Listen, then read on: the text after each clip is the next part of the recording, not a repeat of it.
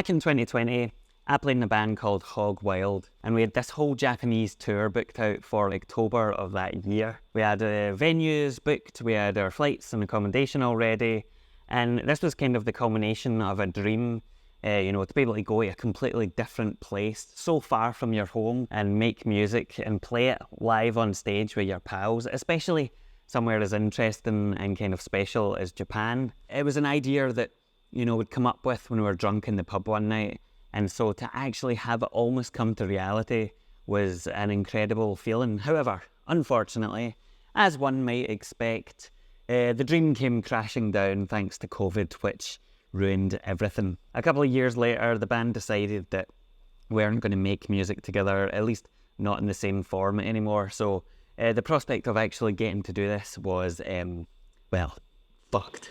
Anyway, fast forward on a couple of years, and I've decided to come back to Tokyo on my own to try and salvage something, at least from the wreckage of disappointment and bitterness, which I will probably now carry around with me for the rest of my life.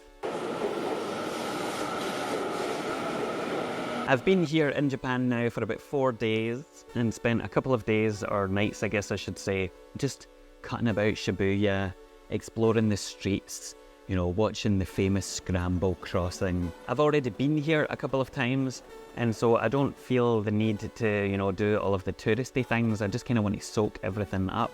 And in particular, I want to take a load of pictures, so I've been stopping people in the street and asking them if I can take their portrait, which has generally gone fairly well, even if it is a bit terrifying, and even if I have completely forgotten all of the Japanese that I spent, a year and a half or 2 years learning for the tour that never took place.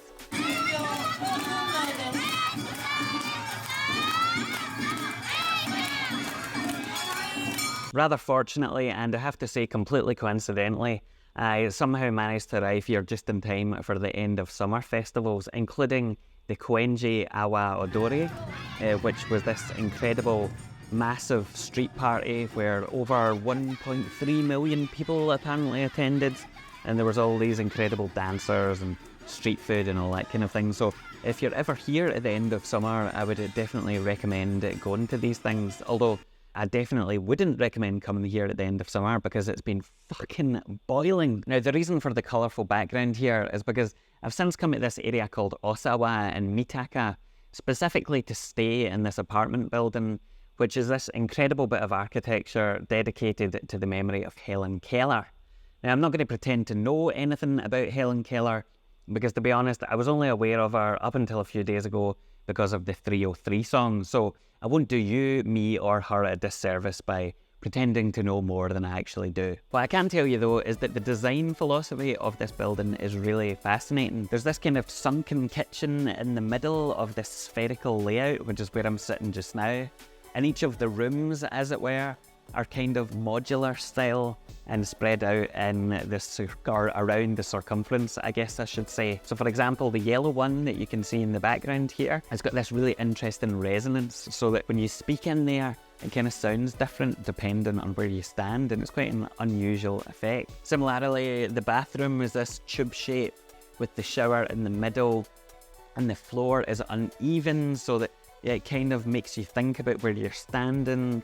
There's no door in the bathroom, I should say, which makes me glad I'm staying here on my own. But there's all of these really fascinating little details, including the fact that the light switches are in strange places, and the electricity, or the sockets, I guess I should say, are suspended from the ceiling on these kind of, I don't know what you call them, coiled things.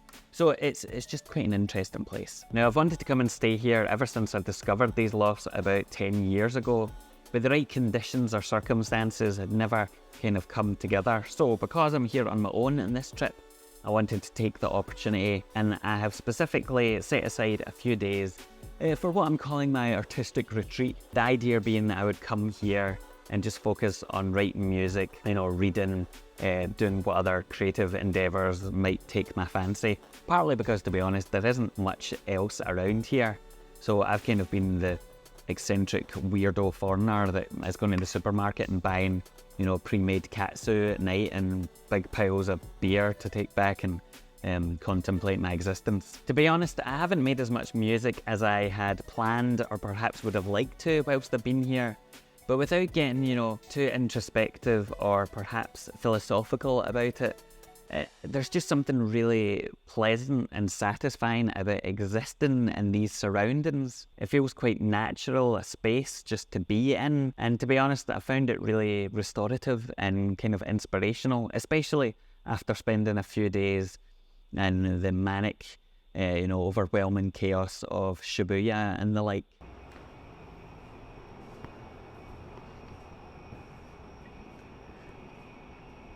Just love this fucking house, man. Love it. I'm gonna live here. One thing that I have done whilst I've been here is go up and look at the local hard off, which is about a 20-minute walk away. And despite the connotations of the name, this is not some kind of sex shop. Instead, it's kind of a Goodwill or second-hand scenario. And they've got everything in there that you might expect and much more, including, old cameras, lenses, hi-fi equipment, and a whole selection of musical instruments. I discovered a few interesting bits and pieces, including one of their old Roland Space Echoes, which worked out about £1,000, so not that much different to getting it back home. There were some strange Ratfink style guitars. There were unusual rotary phones in there. And to be honest, I had kind of hoped that there'd be some more interesting synthesizers and things like that, but there were some pickings in that regard. One thing I did discover was a big collection of Japanese vinyl LPs, and I hadn't really planned on buying or seeking out many of these. However, they had so many cool ones at such a low price. They were all like £2.50 or equivalent in there, at least the ones I was looking at, that I ended up picking up quite a few that I can hopefully then sample and make some things with.